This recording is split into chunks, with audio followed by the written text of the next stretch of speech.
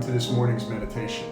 Morning meditations are a ministry that we're offering at First Baptist Greensboro on Tuesdays and Thursdays at 7 a.m., meant to be another way to connect us to God and to one another as a member or a minister offers a devotional word meant to encourage us in our faith, and we're glad that this is part of your day today.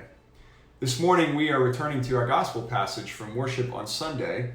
It's this story of two travelers who are walking down the road when they're joined by a third, but they don't recognize him, not at first. No, it's later in the passage that Luke describes this. He was at the table with them, and he took bread, and he gave thanks. He broke it, and he began to give it to them. And then their eyes were opened, and then they recognized him. This last week in worship, and throughout these days, we've been reflecting on how the presence of Christ becomes clear to us. When does that happen? How does that happen? And where does that happen? Well, notice that for those at Emmaus, it happens at the table. I'm at my kitchen table right now, and this is where in our home we eat breakfast, we do schoolwork, sometimes we do other kinds of work. Occasionally we film devotions during this virtual church time while trying to occupy kids or at least keep them somewhat quiet outside.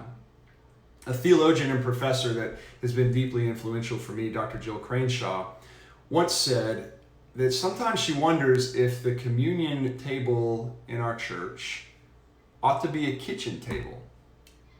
She says that because it's in just such places, common and everyday, that Christ becomes clear to us.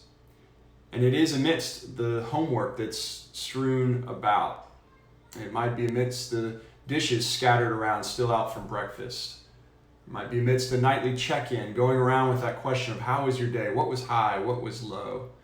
Or it might be a moment of quiet solitude, even a sleepless moment, a late at night, early morning, head in your hands kind of moment, wondering about what you're doing and where you're going and what's next.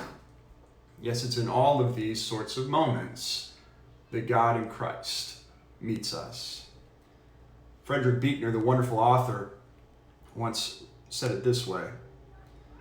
The sacred moments, he wrote, the moments of miracle, are often the everyday moments. The moments which, if we do not look with more than our eyes, or listen with more than our ears, reveal to us only the gardener, a stranger coming down the road behind us, or a meal just like any other meal.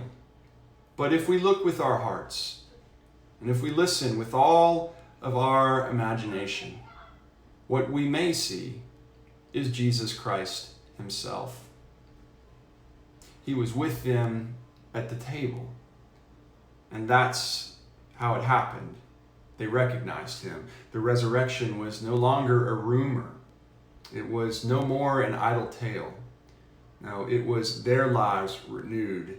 It was their world restored.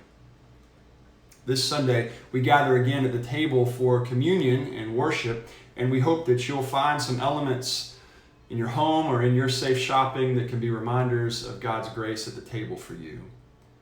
But even more, I hope that you don't wait for Sunday.